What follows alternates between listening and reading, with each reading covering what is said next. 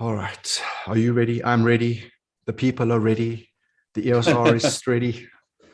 Okay, here we go. All right, everybody. It's Quentin from the Hunters of Light, and we're with Roger Machin today, and we're going to unpack the EOS R3. It's the day after the launch day, so it's kind of like the good hangover from the good launch of the fantastic camera. Okay, that's enough nonsense now. EOS R3. I mean, people have been talking about. So what's coming next? Is it going to be an R1? Is it going to be R3, R7? What's happening? And I mean, I think the launch of this camera and all of the specs are absolutely amazing. So I thought it'd be perfect if we can get you on, give a bit of a rundown of what's new, what's absolutely amazing. I mean, I've had a glimpse at it. I haven't been allowed to use it with the battery in. Those are just the way that it is, But I think let's jump into it. I'm assuming some of the people have seen the the launch and the videos that are out there. It's certainly creating a lot of interest. So let's get into it. Tell us about this amazing camera. Well, hello, thank you. As always, Chris, it's great to see you. And hello, everybody in the sort of Hunters of Light community. Thanks again for the time and the opportunity to come and talk at you. We always have a lot of fun doing these kind of things. So for sure. Yeah, we've had quite a successful announcement. Obviously, this baby has been sort of we've done a couple of sort of sneak announcements over the last sort of 6-7 months in preparation for the announcement yesterday, and there was a lot of things that were kept sort of like kind of under wraps up until the kind of last minute. There were a few leaks. Canon USA, well done guys for sending out the press release accidentally too early, but it's interesting times. It is quite honestly one of the most exciting cameras we've had in a very, very long time. And I say that because it's almost a year and 6 weeks to the day since we announced the R5 and the R6, and I'm pretty sure I was on that day I was saying like the most exciting camera in a long time. So absolutely. It really is good that Canon keeps pushing the benchmarks and keeps sort of innovating. We're not sort of relaxing. We're not sort of taking a back seat and letting our competitors lead the way. They've had a nice play for a couple of years, but it looks like it's time for Canon to come back to the fold and start really giving products to what that photographers want. And the R3 was very much an extension of that. Everything that was put into this was based on feedback from pro photographers and pro filmmakers. And I must admit, that's one of the coolest things I like about it, is that they haven't tried to push benchmarks. They haven't tried to exceed competitor specifications. They haven't tried to make a great camera on paper that in the field is not necessarily the same sort of thing. So the mission wasn't really about let's beat the competition or let's create this that does that, etc. It was very much about what did actual photographers want. And the target audience was very much at the very, very, very high end of the DSLR lineup, the guys who shoot DX, DX2, DX3, and have done for absolutely ages, where for them, the mirrorless move is a little bit, it's a little bit too much of a culture shock. The R5 and the R6 perform exceptionally well, but the form factor is tiny. And even with a grip and even with the LPE6N, they're not used to it. They want big hefty cameras that have got monster batteries that can just churn out in any day, any weather, any type of environment. They want an electronic viewfinder without the lag, and they want to look and a feel and a sound that's familiar to them coming from that environment. And it's not about pushing benchmarks with regard to specifications. It's about delivering a tool, an incredible tool for photographers to work with. And I hate the word game changer. It gets thrown around left, right, and center by a lot of different people about a lot of different products. And it changes the game. And it hurts me because I think that's quite insulting to photographers. What you do is not a game. What you do is downright flipping serious. You're feeding your kids, you're putting a roof over your head. With this is work, and the R3 is not a game changer. It is just a tool like everything else that helps your job and makes it a little bit easier. Maybe not necessarily easier, it just makes it more effective for you to produce the results that you want. And that's what, at the end of the day, is what it all boils down to. I can rattle off the specs till I'm blue in the face, but at the end of the day, the single greatest thing about the R3 is that it does something absolutely epic, in that it delivers great quality, great speed, and in a variety of environments for a variety of photographers, whether you're sports, whether you're wildlife, whether you're birds, whatever you shoot, anything that's high-speed motion, this baby was built for you. And you can customize it to the nth degree. It's absolutely insane. And I've done a couple of shoots over the last couple of weeks with a variety of photographers under strict non-disclosure agreements. And every single time I have to do a factory reset before I give them the camera. And then they build it up, and over the space of sort of 24, 48 hours, they start going, oh, hang on, I finally got this to where I'm comfortable with it. At which point I take it back and do another factory reset because I want to get it back to how I want it. And that's the beauty of it. It's a product that is really, really astonishing. And yes, there is one, in close proximity. Come on, focus, damn you. This is the C200 cinematic camera with the 24mm 1.4, probably the single greatest lens we've ever made. I loved it so much I tattooed it on my arm. But yeah, there's about 3 or 4 of them in the Southern Hemisphere, and the other three of them are in Australia. And this is the only one in South Africa at the moment. So yeah, we're really happy to have it in hand. Yeah. Yeah, so, I know that, as I say, you've kind of had a couple of photographers out there, running through it so that they can do their promos on launch day. And I mean, you were saying the game changer part, et cetera. I mean, I remember when the R5 and R6 came out, and how, in fact, let me take a step back. I remember when the EOS R came out, and all of a sudden there was edge-to-edge sharpness, wide open. And it was, for me, that was like, oh, if I had that like 2 years earlier kind of thing.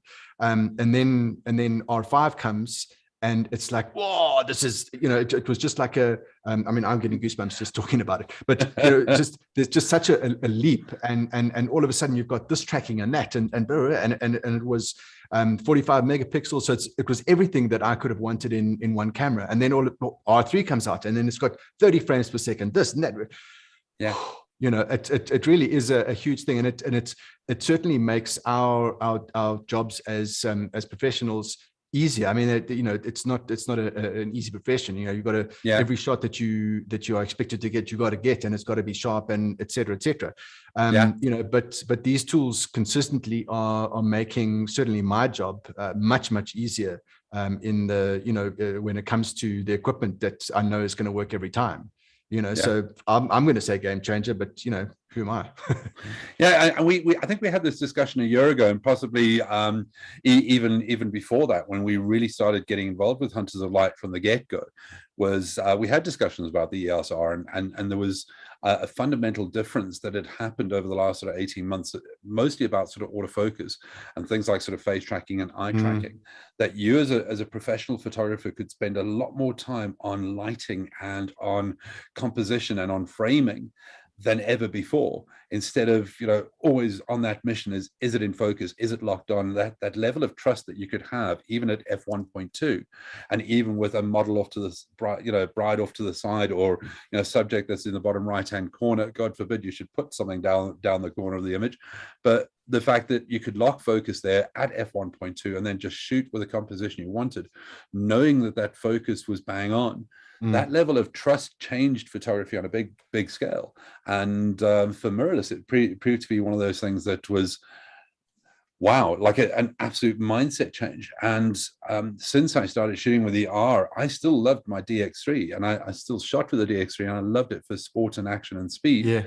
When the R6 and the R5 came along, all of a sudden I had that combination of speed and quality that I've always really aspired to. It's one of the reasons why I love the 5D series. The quality was just so sublime, but it just lacked a little bit of oomph, a little bit of speed. Now shooting with the R5, I had that quality and speed combination, and oh, what an absolute flipping pleasure. And I didn't miss my SLRs. I didn't touch my DX3. Oh dear God, the poor bugger's sitting on the shelf over there with cobwebs on it. You know, Yeah. I do feel really hard for that decent piece of work. But the biggest problem I've had right now is that my hard drives are getting full, and the file sizes on the R5 are really just like putting handbrakes on my Canon issued laptop, which is, you know, really good, but not, you know, designed for, you know, 20, 45 million pixels files at a time. You know, it really just it becomes quite a major factor for editing. And once the R3 sort of, you know, settled into the hand, and it most certainly does. I mean, it just sits so beautifully. It was like it was designed for me. Look how my, you know, it's just this absolute perfect fit. I've never had a camera that's quite as comfortable as this. As much as I loved my DXs, they were heavy. And you knew about it after a good day of shooting. I ended up getting that hand strap E2, which, you know, sort of went around there and sort of screwed into the tripod thing, because I would then be able to walk and actually sort of every now and then sort of flex my fingers, and yet, you know, the weight of the camera was still on the back of my hand, because the DXs were kind of hefty. And as you can see from my R3, I don't even have a strap on it. I haven't, you know, I just shoot it pretty much out of the hand. It's got the benefits of all the battery power from the DXs. It's got the benefit of the strength, the durability, the weather sealing, all of that kind of story from a DX lineup, but in a much smaller, lighter body. And what an absolute pleasure that has been. Yeah. Absolutely. I mean, you raised a good point there about, you know, checking to make sure, bless you, checking to make sure that, you know, are the images in focus. I mean, I used to do that all the time. And it dawned on me a couple of months after I was using even the R, I just didn't do that anymore. I really just did not do it anymore. And you know, I mean, it's crazy that you can go from the mindset of I need to make sure, is it you know, well, one more and shoot a couple more, to not even bothering to check whether it's in focus, because you know that it is, you know. And I mean, that for me was huge. So I'm glad that this takes that to another level altogether. I mean, as good as the R5 and the R6 were designed for 20 frames a second, this had to go that step further for 30 frames a second, and that's quite a considerable jump. I mean, that's a real decent chunk of extra speed that it had to dial in. So the autofocus algorithm has gone even further, and designed for 30 frames a second. It's all good and well having 30 frames a second, but if your autofocus can only do 17, what's the point? So it's great for a golf swing, but you know, but this baby, they really dialed it up, and the level of customization is just beyond any sort of imagination, and the way you can change your autofocus points is just so absolutely amazing. You know, from that sort of push the button to turn the dial, to that jog shuttle on the back, to that tactile little AF on button, that little thing. Hold on, focus, damn you, there it is. There we go. That little AF on button, which was, you know, first premiered on the DX2, sorry, the DX3. That's not just a start and stop autofocus, but it's also a touchpad that you can sort of slide up, down, left, and right. And that for me has been absolutely amazing. And then evolving everything else, like that eye autofocus from the R5, the R6, whether it's animal, bird, or human, for example. In the R5, you had it across the entire frame, and it would just look for a bird or an eye, whatever. If you wanted it in a smaller frame, you had no control. You could tell it to start from the middle and go out, but it was sometimes a little bit difficult if your bird or your animal was slightly off center and it didn't see the eye. It was quite a finicky thing, and you would often have to go out of eye autofocus to single point and then move the point around. Very quick and very easy still, but this now goes to another level where you can add that eye autofocus in any of the modes. So whether it's a single point, it's still looking for an eye around there, whether it's looking in that square zone, whether it's looking at the entire frame. But the best for me has been able to change like a flexi zone. And that to me has been able to push and pull the focus zone in a specific direction. So if I'm shooting birds and they're always flying across here, I've got sand in the foreground, I've got mountains in the background. I don't want to have the whole entire autofocus zone thinking, oh, let me look up there for birds or down here for birds. Let me only look at them in this narrow central section. So that's what you do. You take your flexi zone, squash it, and put it to the side, and then only looks for eyes in that zone. Boom, the difference that makes for birds in flight in particular, I found absolutely astonishing. And it made a huge difference to what I was doing for bird in flight. And I put a couple of pictures up on my Instagram a couple of months back, before the camera had been officially announced. And was that with the R5? I said that it was on the R5, and if people believed it was the R5, it was like, wow, astonishing. But it was a shot that I took up at Marrakech at the end of June, and it was two little burnt neck aeromomelas. Now, if you know what that bird looks like, it's yay big, and they move at stupendous speed, and they're often seen only as tiny little specks deep within foliage. Yeah. And we saw two in a tree, and I knew they were going to dash over to the other tree because they'd done it sort of 3 or 4 times. And I literally did exactly that. Lovely mountains in the background, green fields and 2 trees, and I'm hoping for these 2 little specks to dash across. Put the R3 into that narrow zone, and just said, look for birds. And as they came out of the tree, I was just like, and I got like sort of 17, 18 shots. But here's my framing with a tree, a mountain, and nothing, and then 2 little birds, nowhere near a focus zone anywhere in the frame, and they're both bang in focus. And it tracked them the entire way because it was looking for birds within that zone. Yeah. And that to me was like, the difference that made to bird photography was just like, whoa. all of a sudden, like, this is a different animal altogether. And then to take one of the shots at 24 million pixels and then crop it into a more square format, and then print on this beastie up to A2 from around about sort of 16, 17 million pixels, and have this A2 clean, beautiful image at 16 million pixels printed on A2. It's just unfathomable. It's the kind of thing you kind of believe, well, no, hang on, you don't have enough pixels for that. And this is something that it's been bandied about a little bit on YouTube over the last sort of 24 hours. Surely the pixel war is kind of over. If we're dropping down to 1 million pixels for Instagram or 2 million pixels for Facebook, if we are still cropping in, if I can still crop in from 24 million pixels and get an A2 print, really, where are we going to from here? And if you need that meat, the R5 is there. There is 45 million pixels there, and there's plenty of resolution, even on the EOS R at 30 million. There's a lot of things you can do with that. So don't get bogged down. Yeah, and I mean the R3 was I suppose predominantly motorsport and sort of press professionals that it was aimed at. But I mean, obviously everything that goes along with that is fantastic for bird photography and wildlife, etc. So obviously the sensor is a slightly different animal. How's that worked with regards low light and noise, etc.? Well, yeah, it's our first back illuminated stack sensor. It's like, still got to get my word around that. Some of our competitors have been doing it for a while. We've put it in a couple of cameras before, but mostly bought from somebody else for compact cameras. But it's the first time we've done our very own, built from the ground up, made by Canon, completely in-house, on a full frame sensor, designed specifically for mirrorless. It's a new tech, and it is difficult and it is quite expensive to get into. And for a lot of our competitors, they either have to, they've had a bit of a history and make it themselves, or they're buying from somebody else. And at the end of the day, Canon would rather not buy from somebody else. It's what we've always done. Absolutely. So we started building this inherently ourselves. And obviously the back illuminated sensors, it's quite a different thing. It's quite a difficult thing because it sounds like a misnomer. When I say back illuminated, you think, well, it's illuminated from behind. It's not like that at all.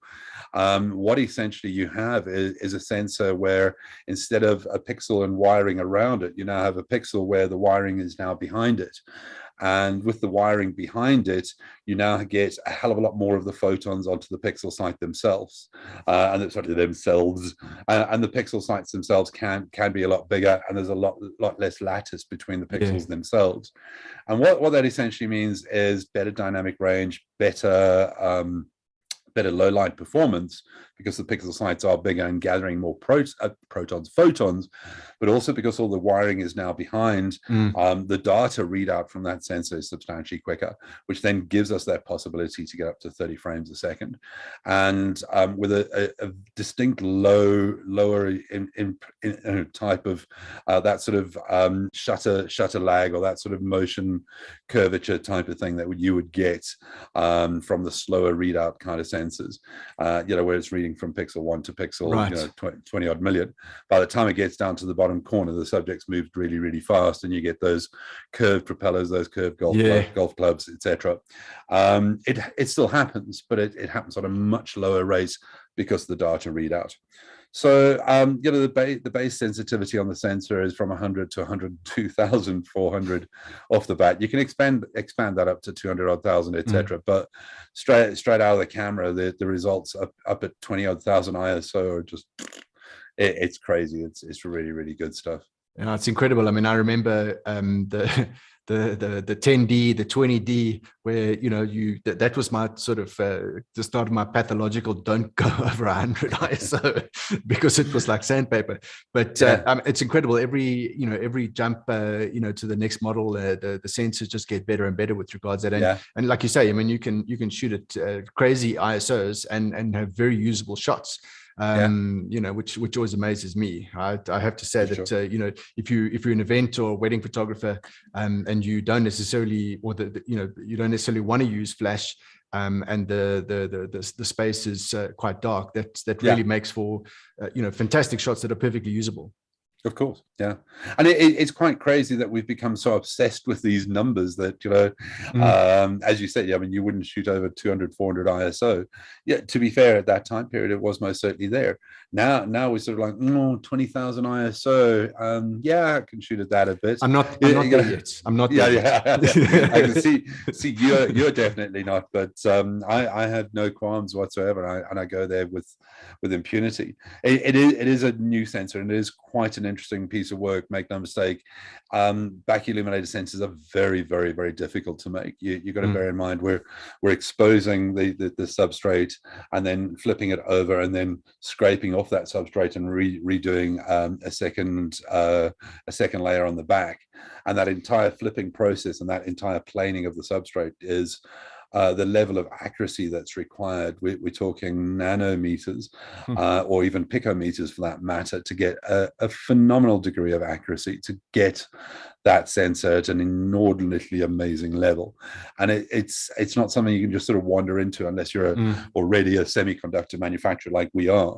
And we've been making our own sensors for quite a long time. So it was relatively easy for us to get into making it without substantial investment, unlike other manufacturers who would have to go to a massive level of investment to start doing it. We don't just make the sensors, we make the photolithography machines that actually convert silicon wafers into semiconductors. And when you use, we not just make sensors, we make the machines that make the sensors. And when you got that level of control throughout every single aspect of the quality, it means that we're building sensors designed for a product. And that DigicX processor on the back here, and there's a little bit of confusion around there because there was a DigicX in the R5, there's a DigicX in the DX3, and they're all designed from something else. The DigicX is a basic architecture structure, and it's like you can get an Intel i7. Right. There's a variety of generations of i7. There's a variety of different performances of i7. It's the same sort of mentality. This is a DigicX chip, but it's a brand new, totally different chip to the R5 and to the DX3. Sure.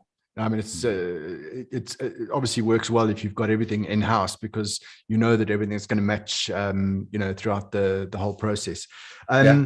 So the other thing that I want to talk about is the eye control autofocus. you know, I mean, from watching the promo videos and that sort of thing, it's I've seen a little bit more about that. But I mean, that it must be a huge change to the way that you see things, because, you know, instead of using your thumb to try and work out, you know, where it is you want it, you know, you now look at the subject, you know, and, you know, that's where the focus is going to be. Yeah, and bear in mind, it is quite an interesting thing. You know, we did it for the first time in the EOS 5 back in 1995, and we did it again in the EOS 3 in the sort of late 97, 98, that sort of time period. And we were playing with it then in terms of the fact that you look through the viewfinder and there was 5 or 6 or 9 blocks or whatever it was. You looked at the block and it would then focus on that block. Now with, you know, 5,000 autofocus points all over the frame, you don't want to be in a situation where I'm focusing on the model, and as a photographer, I'm now looking around the frame for composition and framing, and all of a sudden the autofocus is all over the place. You can do that if you so desire, but for most of us, you know, we never just look through a camera, focus on a model and shoot, or focus on a bird, or focus on a tree, or whatever it is.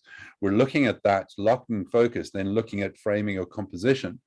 And the mindset is that the eye tracking autofocus would mean, as I'm looking for framing or composition, it's now going to focus all over the place. And you can have it like that if you so desire, but you can also have it linked, and the sort of default setting is linked to that shutter button. So if I put the focus point on my subject slap bang in the middle of the frame, and I push that halfway down and I lock, it'll stay there. I can then I can then recompose as and how I like, but then I can also look around for the next subject, and it will not go to the next subject unless I release and then half push down again. If I release and half push down again and I'm looking over there, it will then go to that. So for sports and action photographers where there's lots of footballers playing, if you're focused on one guy and you're sticking with him, by all means lock. The face locking is on him and it'll stay there as you're shooting. But if the action's gone over to somebody else, you just, you know, a quick finger off and finger back on. And just because you're looking at the guy on the left, the focus will now jump to him. It's a learning curve. B, and it does, you know, there is a level of calibration at the start, and it does learn, and it does get better the more you use it. And you also get more accustomed to it the more you use it, and then you can tweak and modify how quickly it moves, how quickly it changes. There's a lot of customization on that, but most notably if you wear glasses, and you can see a couple of reflections in here from that lovely afternoon sunlight, and 2 Godox panels over here. Free plug for Godox. Wearing glasses, obviously, the reflections can actually have an impact on the performance. And I found shooting indoors, it was fine, but shooting outdoors, it proved to be a little bit difficult. So I pretty much turned it off. But then I'm just using the thumb thing anyway. So having that option to push the button and then move using the jog shuttle, to have the option of sliding around on that AF on, but then also that final option of moving around the thumb on the LCD panel as well, then gives me, you know, 1, 2, 3, 4 different options in terms of changing the focus point, or even 5 if you push that button and you want to use your wheels. There's so many options with regard to changing focus.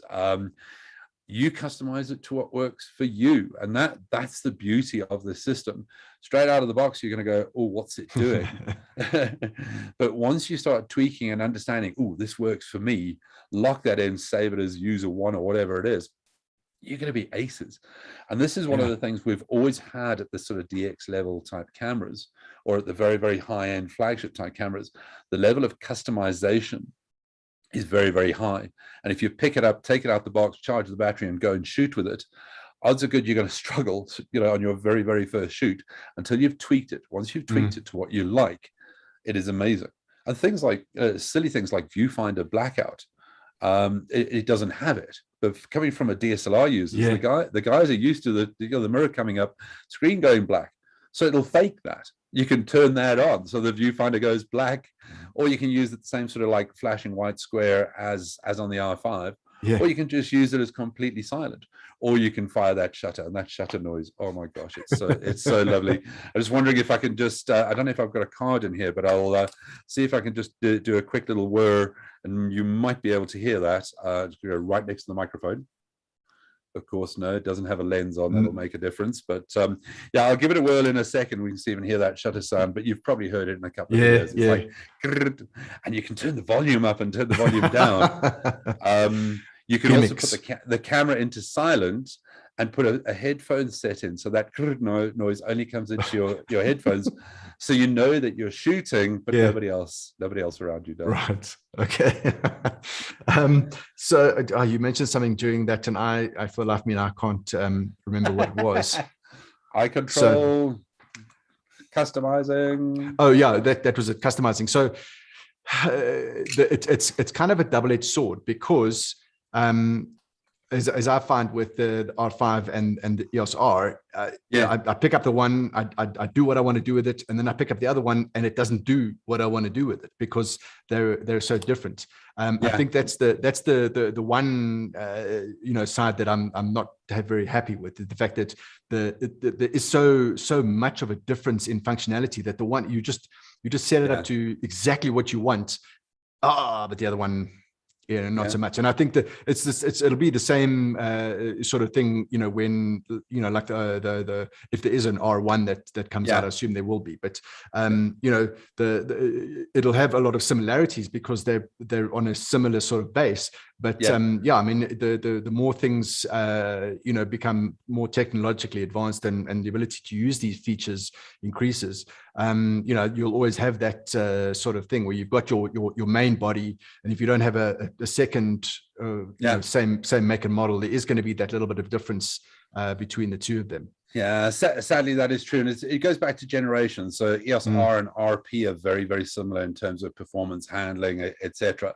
5 and 6 are going to be fantastically, as a primary and a secondary body, because they're identical. So R3 is going to be a different animal, and it is what it is. It's this was a tool that wasn't really sort of aimed as an upsell from an R5 or an R6 user. It was aimed at somebody who's got DX level of needs and wants to come across to mirrorless, and where the R5 and the R6 might be able to give them the spec on paper that he wants. The form factor, the small camera, the small battery, that wonderful LP6 battery was just like not what they wanted, and they want that big sort of integrated grip, and that monster, that LP19 battery. From that level of photographer, this is where it is, and it bugs me that it's become so sort of locked into, this is a sports photographer's camera only. It's not at all. It's anything that moves quickly. It is most certainly the business. And one of the other new things that's come out is the more advanced hot shoe capability. The fact that you can put a microphone on, and et cetera, et cetera. I don't know if you just want to go through the things that you can do that. I mean, obviously putting a microphone on, no wires, and that sort of thing. Yeah, so as you can see from that super close up, it's not just a regular hot shoe. There's also some pins on the inside underneath there, and what that essentially means, there's 4 different accessories we're making for it. Firstly is a microphone like the DME100. It's just basically a vlogging microphone. It's designed for sort of general purpose kind of use, and you've got some audio control inside the camera, but not a hell of a lot. It's reasonably directional, but it's great for just on camera without having cable. It is way better than these little, the tiny microphones that are normally built into the front. So that's definitely coming. The next thing is a speedlight transmitter, designed for the new Speedlight EL1 flash gun, and that also slides into the front, into the camera, into that little hot shoe over there. Again, a better integration in terms of the menu systems and the speed, being able to fire the flashes on electronic flash now, on electronic shutter, I should say. That's quite a big thing. The sort of flash sync speed for mechanical is about 200, on electronic goes up to 250th, so you can get faster flashes, and things like the Speedlight EL1, where you can control that power output, as low as 1/8192th. of power output, means those little high-speed fill-in flashes becomes quite interesting and quite an impressive thing. And again, to do that off camera with that new speed light transmitter is kind of amazing. The third accessory is a spacer between some of the older speed lights and the newer design. This newer design, you'll remember the older speed lights had that rubber armoring around the shoe that was meant to close a very, very tight closed seal over here that made it also waterproof. Well, not waterproof, water resistant, like that rubber seal around the lens. It's a weather sealing. With the older flashes like a 580 or a 600 on this new shoe, you might not get that weather sealing. So the new little spacer adapter that slides into the new shoe, but then allows the slightly older flash guns to maintain a full weather seal between the camera and the flash. And the final accessory is actually made by a third-party company called Tascam, which is a pro audio input, which essentially slides into the front here and gives you the balanced line input. So you can use XLR microphones for much better audio quality, should you go into bigger, higher quality video productions. And that leads me quite nicely as a segue into what else this baby can do. As a video camera, being able to shoot 6K RAW on camera up to 60, being able to shoot 4K on camera, either downscaled or full regular 4K. I stand to correct it. I know it's 60. I think it might go to 120. I'll have to double check the exact specs, but the stuff's been publicized now, already all over the internet. But because of the better heat management system, the running times go a hell of a lot longer. And also because of the fact that they've removed that 29 minutes, 59 minutes limit. That was something that was a tax law within Europe, that any products that shot over 30 minutes of video had to have an extra tax applied to them because they classify as video cameras. We've been fighting that now for 27 years. It's absolutely ridiculous. But that limitation still exists in all other cameras. This is the first one ever to have. Wow. Sorry, that uninterrupted video recording. So it's pretty good as a tool for videographers as well. You also have that C-Log, you also have autofocus, you also have IBIS in-body stabilizing for photo and for video. So it becomes a very, very versatile tool. Again, more than just a photographic product, a multifaceted device. Yeah. Absolutely. I mean, I certainly can't wait to have a shoot with it, birds in flight and that sort of thing. I think it's going to be amazing. But I mean, the other cool thing, I suppose, off the cameras and onto lenses and things like that.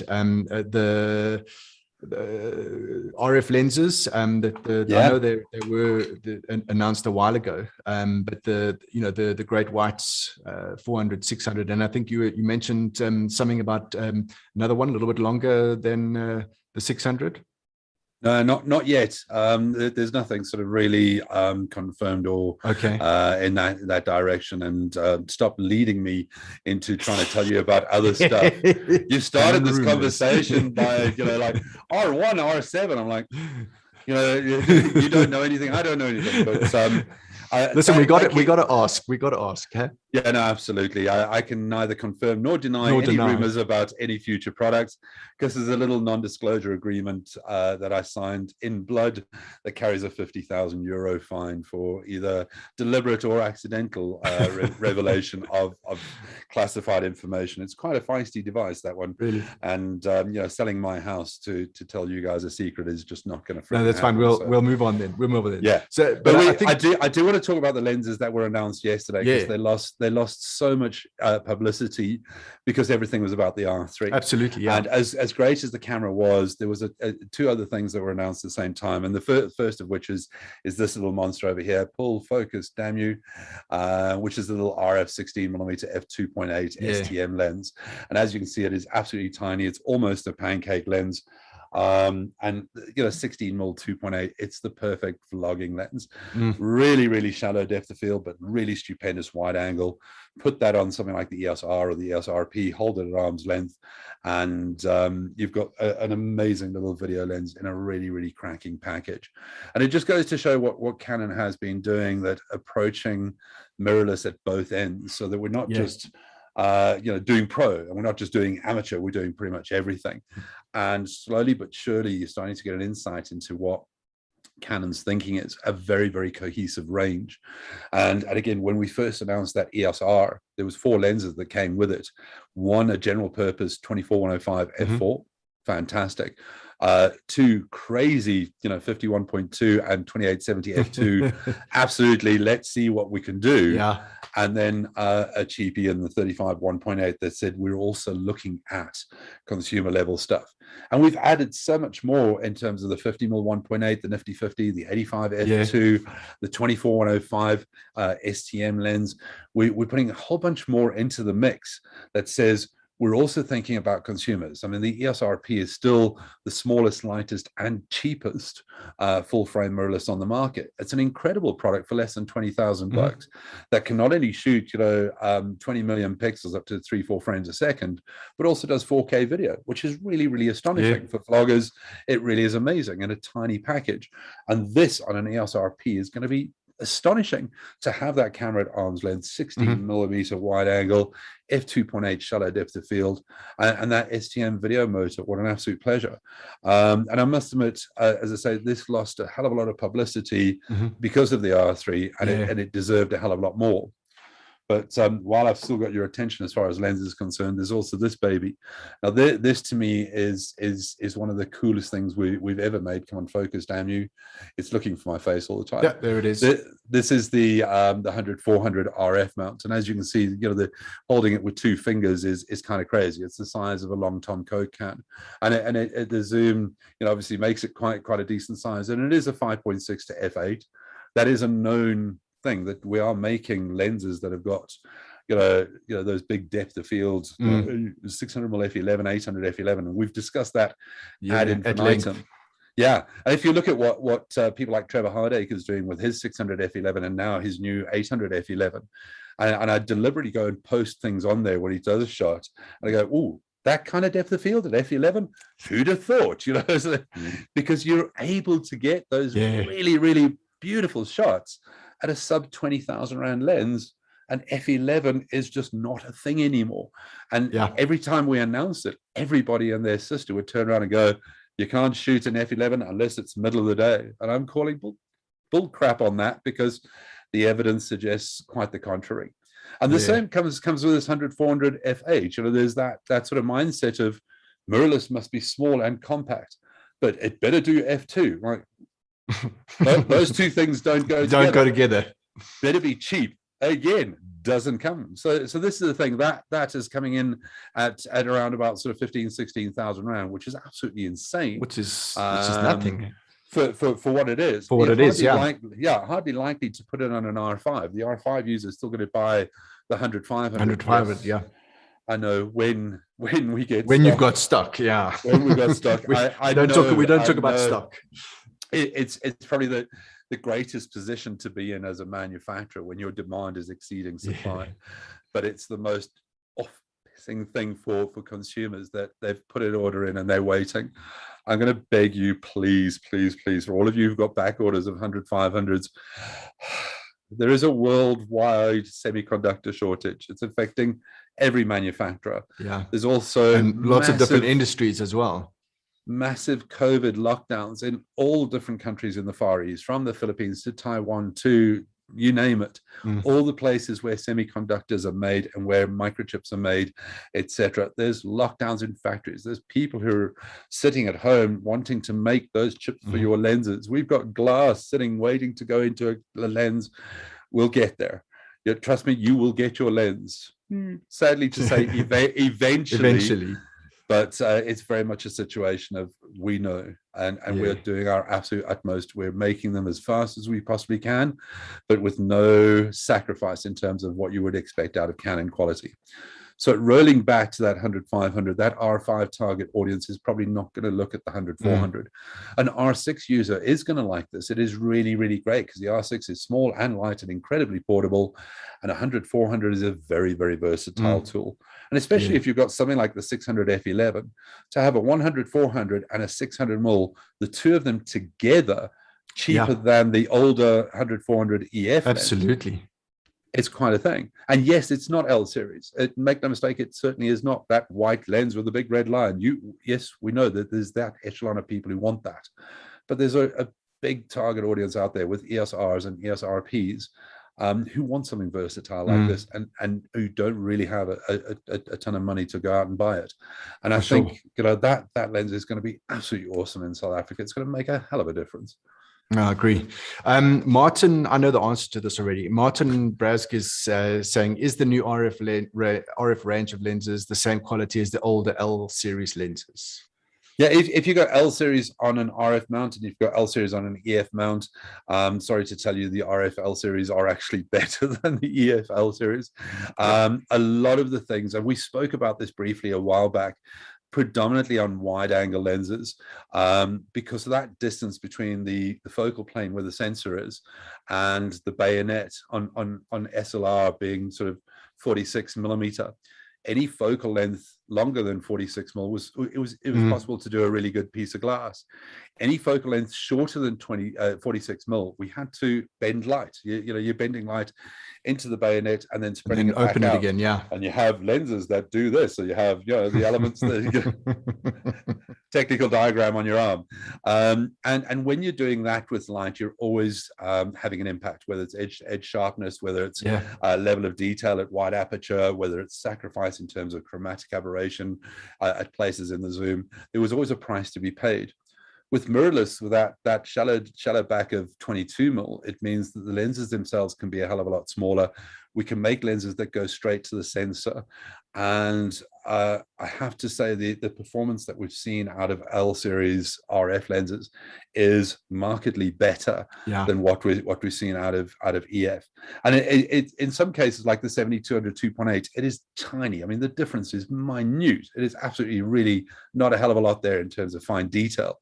And even on the 600 and the 400, the 2.8 and the f4, those new RF lenses are absolutely identical optical formula to the EF versions. They just have new stabilizers and new focus motors and new diaphragms designed for the 30 frames a second coming out of this.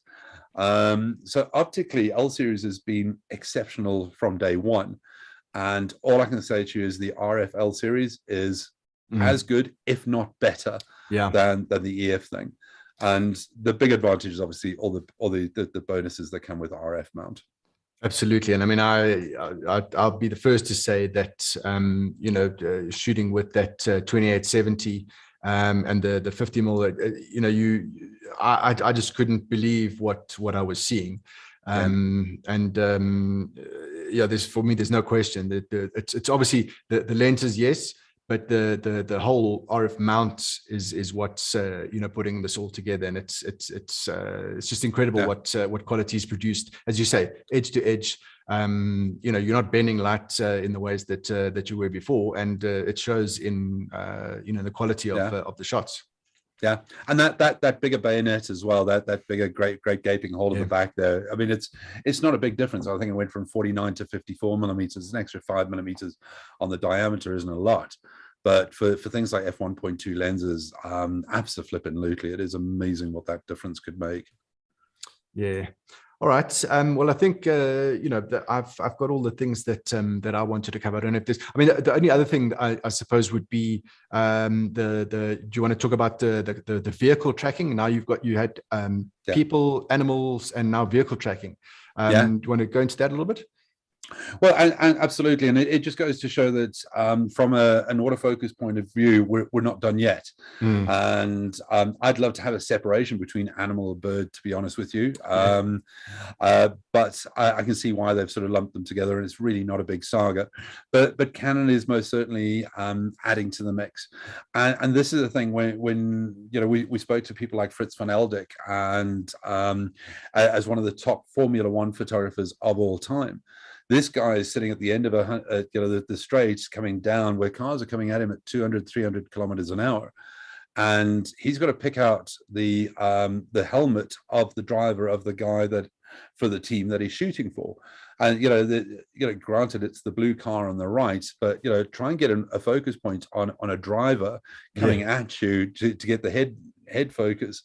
Absolutely astonishing. And he was instrumental in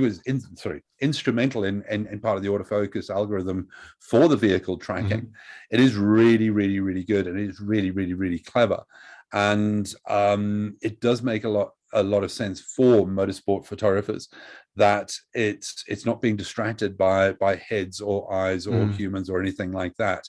It's now looking for that vehicle shape and design, and it's looking for traditional vehicles and traditional motorbikes. Don't throw a train into the mix. Don't throw a freaking articulated truck. Don't throw a three-wheeled trike or a quad bike into the mix. It'll have a good go at it, but it might not necessarily do the trick. But for motorsport, it is quite a major factor to lock on a car. And when I say people like Fritz van Eldik, he's often shooting for a specific team, and there's 20 or 30 cars coming at him at 200 odd kilometers an hour. To get his focus point on a specific car and stay with that car the entire time, whether it's coming down the straight, whether it's turning into the apex, whether it's pulling away out of a hairpin, whatever the case may be, is absolutely amazing. And for his eye to lock his eye focus to that as well, so he keeps his eye on that blue car with the red helmet, and he just stays there the entire time. And a lot of sports photographers are not really too obsessed with framing and composition and background and things like that. Their mission is to get that shot, that the ball coming out the hand, the bat snapping in half, the chest breaking the ribbon at the end of the straight. Those specific moments, they've just got to get that shot. They've got to deliver it to the wire services where an editor grabs it, he does a cropping and does the framing and then sends it out. And this is the thing that, the Olympics in Tokyo, that guy who won the 100-meter sprint or whatever it was, that shot of him breaking that ribbon and getting to the wire services.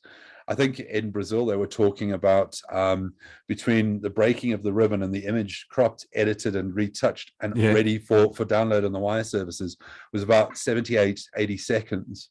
At Tokyo, I'm led to believe it was below 30 seconds. And that's kind of crazy. And again, delivering a 24 million pixel file might be a little bit quicker than, I don't know, higher resolution than that.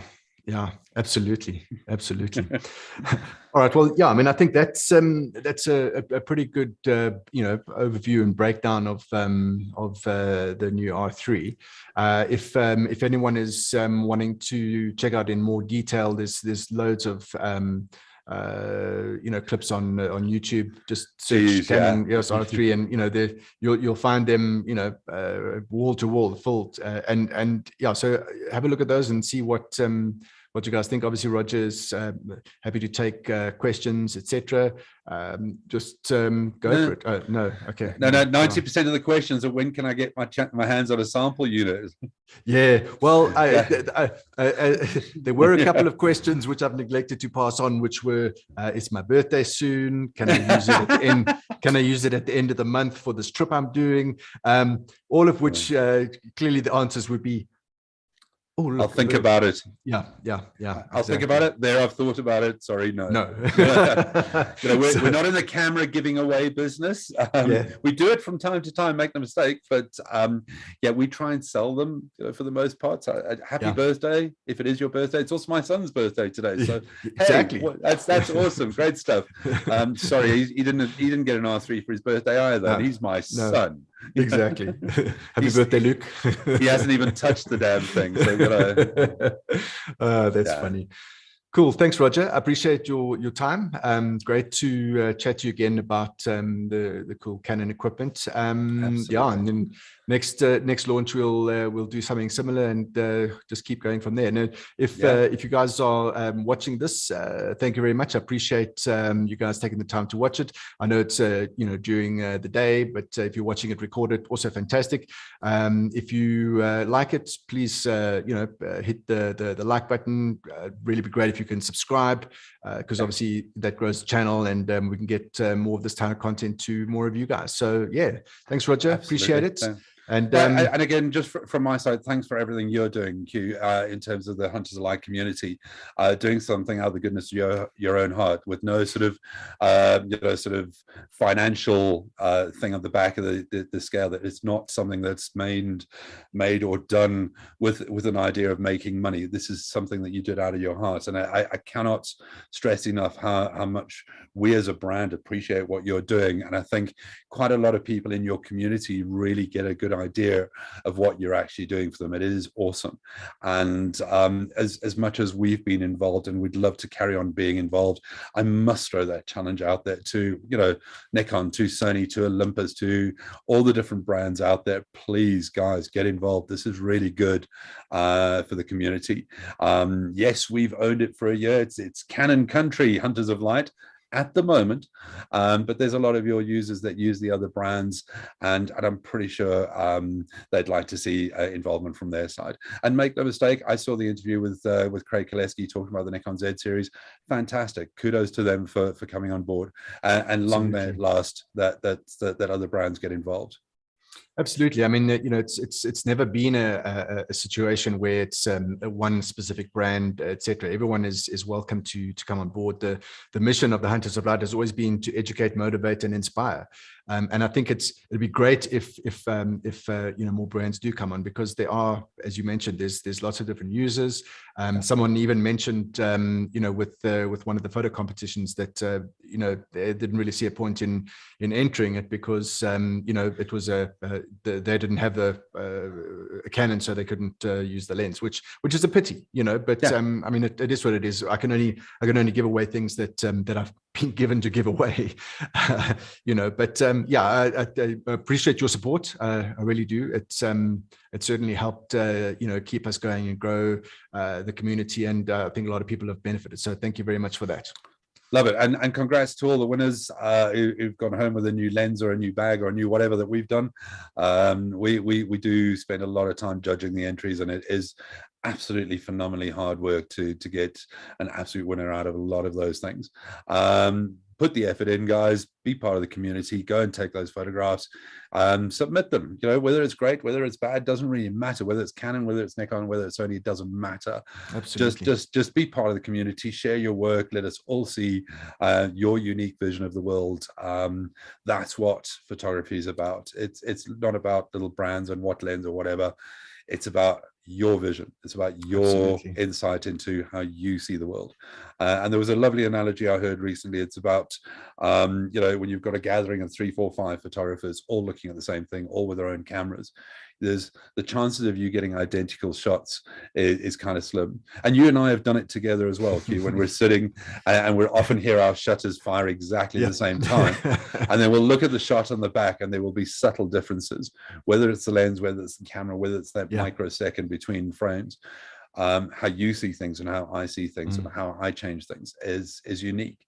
And we want to see that. We want to see that in your subscribers. The thing with that is that's really cool is that you know, you're looking at it and you think you've got the shot, but then you see someone sitting next to you, or you know, 2 meters to the one side, and you go, wow, I didn't even think about trying that, you know. And that's what it is, you know. I mean, it's not about I'm a better photographer than you, and oh, my gear is this, that. It really is just you know, let's see the work, look at it, and just, you know, fantastic. I'm going to try that. I've never done it before. I'm going to try that. That's what it's about, you know. It's just enjoying. How do you see the world? Yeah, absolutely. Yeah, love it. Keep it up. Cool, man. Have a good afternoon left. What's left to it. Cheers, mate. Bye.